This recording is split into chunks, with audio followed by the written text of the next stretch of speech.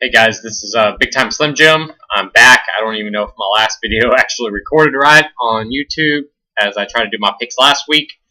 But it was a crazy week. You had the chalk actually going chalk, doing well. So if you played James Conner, Kamara, Breeze, Thomas, that type of connections, you actually did very well. I did a one lineup. I had a lot of them. I did really well in that lineup, but for the most part, I faded a lot of them, and it was a huge mistake on my part. But I play mostly GPPs, and I usually fade if someone's going to be that high owned. But you know, not every week's going to be like this. So my advice is to trust your instinct. To trust your instinct and just do the lineups that you plan to do.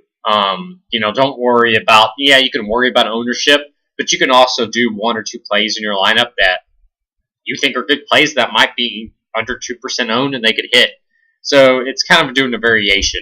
Football is one of those sports that, you know, a guy could get concussed or injured, or, you know, it's just the nature of the beast with the game, and a high owned guy could easily go out in the first quarter, or, you know, you just never know. So a lot of times these high scoring fairs like this, I've been playing DFS since before Draftkings and Fanduel. So I've been playing since Draft Street, and I have never seen a slate as high scoring as last week's. Never seen it. It was just crazy. All the chalk went off basically, and that's not going to happen again. But a lot of the fish, a lot of the new people, and just people in general is going to play a lot of the chalk, and it's not going to happen like that every week. It just very randomly happens like that, where you have all the chalk hit. So my advice is try to find some people that might be a little different. You know, play them this week, because I can guarantee you the chalk's going to be chalk this week after last week. So that's just my advice.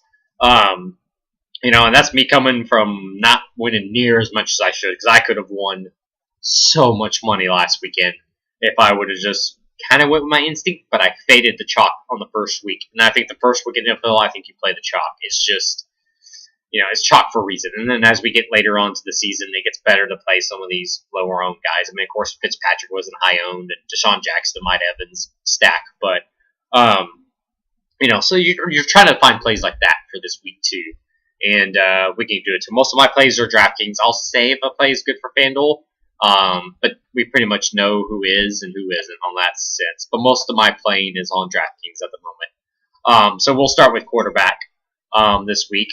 I don't love the high-priced quarterbacks. You have a couple that you're going to have to monitor. You have Ben Roethlisberger and Aaron Rodgers. They haven't practiced yet this week. This is recorded Thursday, by the way, and they still haven't made practice. If they haven't made practice by tomorrow, I would start to worry.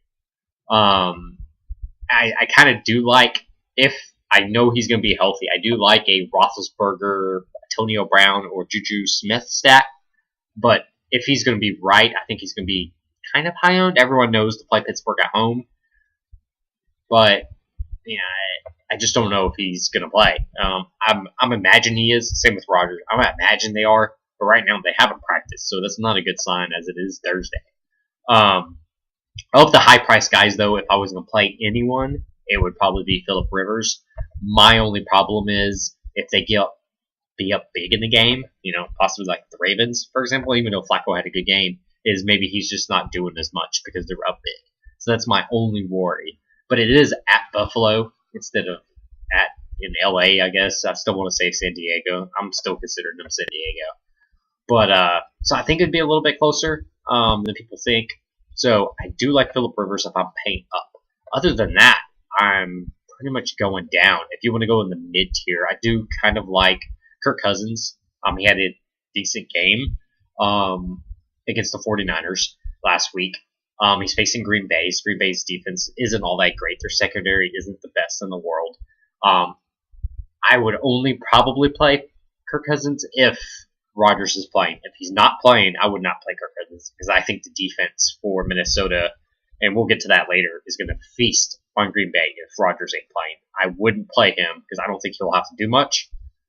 It all depends on Aaron Rodgers, so you have to keep an eye on that until Sunday, and it's probably going to be something that's late. A lot of people after last week's going to be on Patrick Mahomes, right? It's Mahomes to Tyreek Hill stack, and I'll get to it in a minute, but I have a good pivot off that because it's going to be popular. I mean, Pittsburgh did not play well. They got eaten up alive by the Browns last week. I mean, even by Tyrod Taylor. And I just don't know about that too much. But I do. There's a couple plays that I like down here. I think Alex Smith is going to be popular. He's not going to light the world on fire, but I think he's going to get you at least 20 DraftKings points this week at 6,000. So he's going to hit 4x with potential for a little bit more. He had a couple big games last year, but for the most part, he's safe type play. He has a great matchup against the Colts, who we all know defensively is not very good. So, but he is going to be a little higher owned than a lot of people think. He's been mentioned a lot of different things, but for cash, I'd play Alex Smith over a lot of these guys. He's one of the safest people on the board, at least price-wise. A couple of guys who did not do great this last week, and so I think people are going to get off of them, is Matthew Stafford and Jimmy Garoppolo. I love that game. A lot of people maybe think it's going to be low scoring. I think that game has sneaky shootout potential in it. And after both of them kind of laid a stinker, but they both did 12 DraftKings points last week. I really expect bounce back games from both of them. Both pass defenses are not very good. And so I expect a shootout. I love Stafford and Garoppolo this week. They're probably going to be my two highest owned quarterbacks in tournaments, just because I know people are not going to be on them. If you go down some, I like Nick Foles against Tampa Bay. Tampa Bay's defense is awful. I know that the Saints lost, but Drew Brees put up a ton of yards against this defense. They're not good. And Nick Foles is trying to look for a bounce back game after kind of and the Falcons are pretty good defensively against quarterbacks. They really are. And so I expect a big bounce back game. I like Nick Foles this week as a cheap option. He's only 5,700. To me, he's a really good play. And I like Matt Ryan this week as a bounce back. Carolina's defense is legit for the most part. But they played Dak Prescott last week, and no offense to Dak, but Dak's just kind of a dump-off type quarterback. I really like Matt Ryan at home. It's kind of like Roethlisberger at home. He always plays better at home. So I really like him this week at 5,700. He's way too cheap. So those are kind of the guys I like this week. I do, and a lot of people is going to be on Tyrod Taylor, like I said, but I'm not on him as much. He's $5,900. I probably will have a lineup with him, but he's going to be really high owned. A lot of people think they're going to be sneaky. They're not. The Saints just gave up how much to Fitzmagic. So Tyrod Taylor, the Jarvis Landry, or to Josh Gordon is going to be very popular this week. It could go off.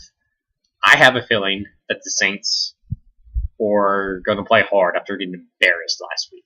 And I think the Browns are going to Browns. Like, they're going to beat the Browns next week. I'm not saying that they're going to do horrible, but if the Browns are chalky in that regard, I'm not playing them. Like, I'll play James. I don't know if I can do it. Like I said, I'll do one lineup probably, and this is probably where it's going to get me like last week, but I really think the Saints step it up this week at home. I really think the Browns have a harder time this week. And they could be a great play, because like they're going to be behind in this game. I believe that Tyrod is going to be chunking it, but they're going to be high owned, so just get prepared for it. So I gave you some of my plays that I think are going to be lower owned this week. And there's a couple other plays that might do it, but I could probably go through every quarterback, and there's a reason to play everybody. So I'm going to go to running back now. And running back, you have Kamara at the top. Kamara is a great play. I am scared of the game script that New Orleans is going to go off on Cleveland this week. And I know the Browns have a decent defense, but I just don't know if he's going to... He had like 17 touches last week, and he did what he did, which is amazing. The guy's a beast. I personally would rather play Gurley this week. I think Kamara, even though he's 9,500, Kamara is going to be highly owned after last week. I'd rather go a little cheaper, and I'd rather go even a little bit cheaper than Gurley. But if I had to play the top two, I'd rather go Gurley over Kamara. I think he has a better matchup. The Cardinals' defense, as you saw last week, the Washington Redskins killed him. Chris Thompson had a field day, and he's nowhere near Todd Gurley level. So I love him. Another guy who's questionable toward the top, and I know he didn't have a great game. He kind of came back and did some stuff, but he's limited right now in practice Wednesday. So I don't know about Thursday yet. So is David Johnson. He did not have the great game, but I believe Arizona will be down in this game. The problem is they could keep David Johnson out a lot, which they did last week, but he could also see a fair share of throws toward his way, trying to catch up against the Rams, high-powered offense. He's probably a very low-owned play this week. I don't think a lot of people are going to play him. They're scared. He put up 17.7 points last week, but for his price that he was at last week, people was like, his price dipped. It's at 8,200. It's playable. I could fit a lot of lineups with Kamara at 9,500. You could easily fit this guy in and still have a lineup you like. He's going to be low owned, so he's a play that I kind of like. Furthering down the matchups, you have James Conner. He's going to be high owned again. I guess I have a love-hate relationship for him already, and this is just the second game, just because of all the attention on him. And I know it's due to the price, right? So his price has gone up $2,200, which, in fairness, he's probably still too cheap for his stuff. He had 31 carries last week, and he had 5 receptions last week. So he's going to get the volume. It's going to be hard to fade him because the Chiefs' defense is not the greatest against the run. They did kind of hold Melvin Gordon in check in terms of rushing, but his receiving, he still did well against the Chiefs. But this also revolves around Roethlisberger. If Roethlisberger is out, I would not touch James Conner, because all the Kansas City is going to do is stack the box, stop James Conner, and they're not going to whoever is the backup, and I have to look it up. I forgot even who the backup is to Roethlisberger. But whoever that is, I know is not going to be able to chunk the ball at times. So, it's Josh Dobbs. So, it's not, so it does kind of revolve around the Roethlisberger, playing or not. I think he will play. If he does, I think Connor's still a great play at 6,700. He's going to be popular, but this might be a situation where you just eat the chalk, like I should have last week more, instead of just a couple lineups, and just go with it. But there's some alternatives. I do like Dalvin Cook this week. I think he's going to be kind of lower owned. He had an okay week last week with 14.5, and he had the lion's share of the carries. So, so that's not a problem in that regard. One of my favorite plays as you get further down, I like Chris Thompson. He's probably going to be pretty popular, but against the Colts, Alex Smith averaged like 3.3 yards per pass last week. His average is like 7 point something, so it's not going to last. But lots of dump offs, lots of short passes. And I think a lot of people are going to have Adrian Peterson, which is also a decent play. I like Peterson more on like FanDuel or non-PPR sites where he's just going to get a ton of carries.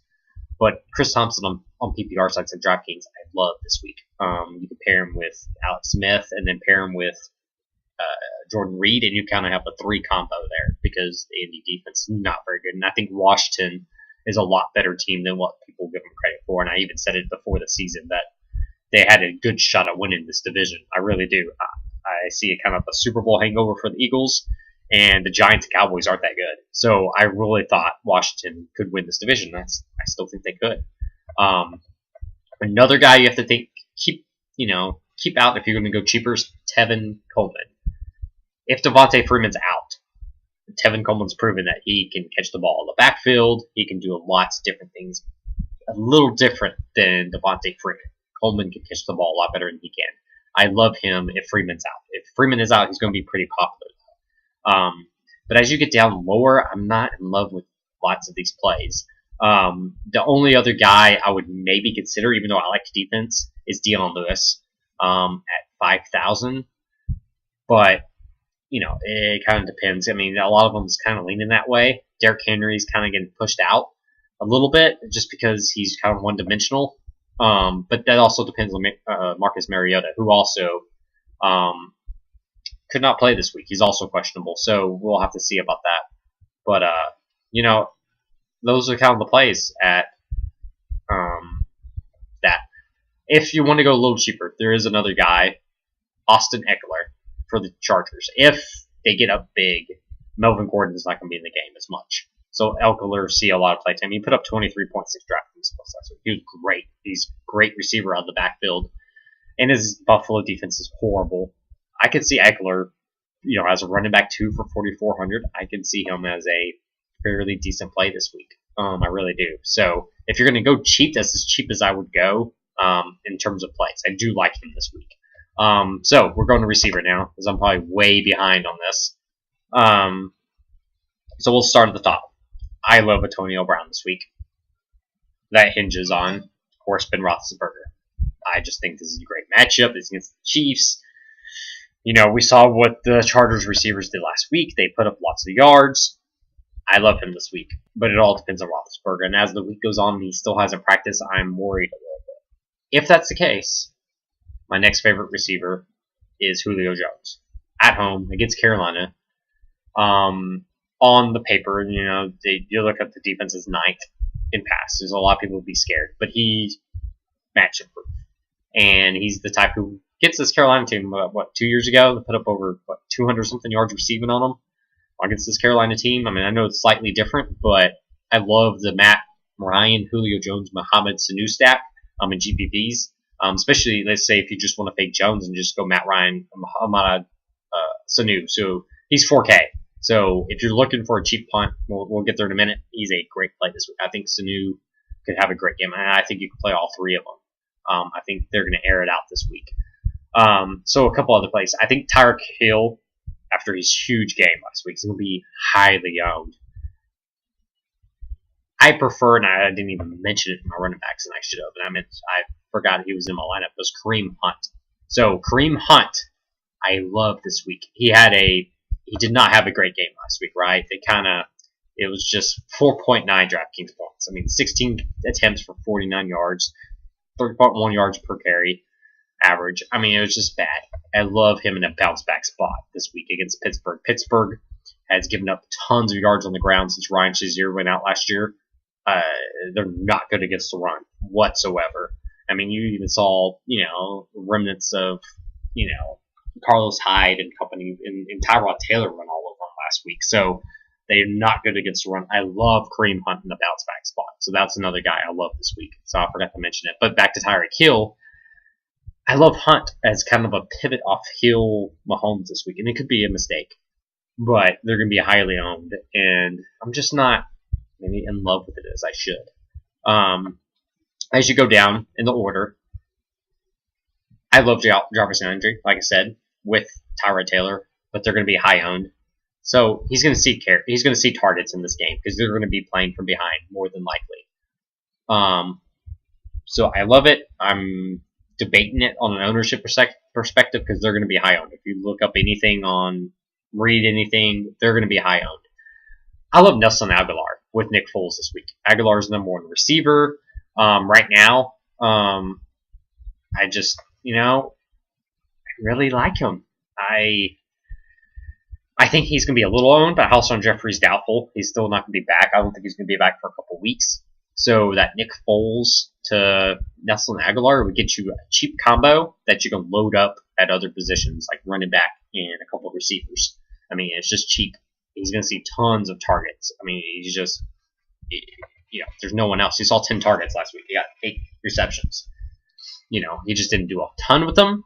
But I think this is the week he could against this Tampa Bay defense, who's horrible at defense. And so, kind of Foles, Aguilar, kind of combo. And even if you want to play, if you want to stack Zach Ertz, kind of like a tight end, is kind of my favorite high-end tight end play. You could do that 3 combo, and you could do very well for yourself this week. So those are kind of combos. If you want to go a little cheaper, it depends. I do like Golden Tate, who sees a lot of carries. Or you could also go Galladay, who had a great game on Monday night as well. He's super cheap. So you could also go that way. He's still way too cheap because these lineups and pricing came out before that game. So you're getting Galladay at a cheap price. So I do like him this week too. He's only 4,800. So like I said, I'm big on Stafford this week as a bounce back candidate. There was news that Jets knew their signals on the sideline from last year, so they're going to correct it.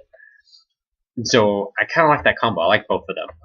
I just think that's a great kind of pivot. I'm not as big on Marvin Jones. He's not as much of a target monster. You kind of need touchdown from him. So I think like on FanDuel or something like that, where he's cheaper, he's more dependent on the touchdown. I kind of like him more over there. And you could keep going down. I think Josh Gordon is a good play, but he's going to be high owned. I do like Kenny Stills this week against the Jets. But I also like that game. I don't think that game's going to be very high scoring. I think both defenses in that game are actually playable, to be honest. So I think he's in play, but I also like the defenses. So, I mean, you could certainly play him against your defense, but that's just my thinking. As you can go down, I kind of, even though I do like the defenses in both games, I do like Danny Amendola as a bounce back candidate this week. He's going to be low owned after the dud. Everyone was on him, from his Patriot days. And then Ryan Grant. It's a little bit tougher against the Washington defense, who's actually pretty good. But he saw, targets behind T.Y. Hilton. He's pretty much the number 2 on this team. He saw 9 targets. He caught 8 of them for 59 yards. I know it's not a great stat line, but it's cheap. And then the last guy, like I mentioned, was Mohamed Sanu, and that's probably bottom of the barrel as I would go. I wouldn't go much lower than that, in my opinion. So let's go to tight end. I'm going to try to make this quick as I go along. There's a few tight ends I like. If you're paying up, I like Zach Ertz. That's my favorite top end play. If you're going a little bit down, I like Jordan Reed with the Alex Smith, kind of Chris Thompson combo. The other ones, and it took a while for Jack Doyle to get going the other day. Everyone was on Eric Erebon, and I had him on the team. But he still saw 10 targets last week, Jack Doyle. And he caught 7 of them for 60 yards. If he didn't fumble, and if he, let's say, caught a touchdown, everyone would be playing him this week. I love Jack Doyle as a bounce-back candidate. I love George Kittle. Jimmy Garoppolo, like I said, I love that game in general. So George Kittle saw 9 targets. He caught 5 of them for 90 yards. Great play. I love the cheap tight ends in the slate. And I love Ben Watson for the Saints. I think he's going to get a touchdown this week. This is one of my touchdown calls. He's going to catch a touchdown for Breeze. And there's a couple of cheap guys. There's one guy, Jonnu Smith for Tennessee. Delaney Walker is going to be out probably for the rest of the year. Jonnu Smith is going to, come in and fill the role. He had 3 targets. He caught 1 after Delaney Walker went out. And that whole game last week was just a crazy 6-7 hour delay-ish game. But I do like him against Houston. Houston struggles against tight ends. He's 3,100. It does depend on Marcus Mariota plays, but even if he doesn't, they're going to funnel a lot of passes to the tight end regardless. So I do like him this week. And if you're going really, really cheap, at 2,900, I love Ricky Seals-Jones. Arizona's going to be way behind in this game against the Rams. They're going to throw a lot of balls to him. He had 6 targets last week, for example. It just didn't catch a lot of volume per yards with Bradford under center. But I like him this week. I think he catches a touchdown. He's 6'5". He has the body. So I do like him because kind of a guy that's going to be pretty hit this week. And you could also play Jess James again. I played him last week. He did okay. If you want to go cheap, I don't mind him at all either. So for defense, I'm just going to make this small and sweet. I love the Vikings if Aaron Rodgers doesn't play. Even if he does play, I can see playing them if Rodgers still seems kind of beat up because it's the Vikings defense. I do like the Texans defense, especially if Mariota is out. But even if he's not, I think they're better than what they showed. They almost came back last week. Their defense is better than that. And I love the Jets and Dolphins in the same game. I could see Mariota playing any one of them. I think it's going to be a low-scoring game. I could see playing the Pats defense against Blake Bortles. He can be a turnover machine. And then if I'm paying up, my favorite one's the Chargers, if I'm paying up. But most likely, I'm probably paying down a tight end in defense to try to fit in some of the stud receiver running backs that I want to play. I think those are the 2 to pay up for this week. And I'll probably go a little cheaper at quarterback, a tad cheaper, in the 5 to low 6,000 range. So those are my plays. If you're trying to stack a game and you just a low-owned game to a certain degree, I think the Lions and 49ers game is going to be a high score. It's going to be one of the highest scoring of the slate, potentially, and bounce-back spots for both Jimmy Garoppolo and for Matt Stafford. And so I can see merit playing a lot of that game in your stacks. So that's my favorite game of Sunday so far. And like I said, we'll get some information as the week goes on about some players and stuff like that, and that could change some things like I mentioned. But that's pretty much it, guys. I appreciate you watching, and I guess I thought I was going to do better on time, but it ended up being 25 minutes. So anyway, I'll try to do better next week. But until next week, peace.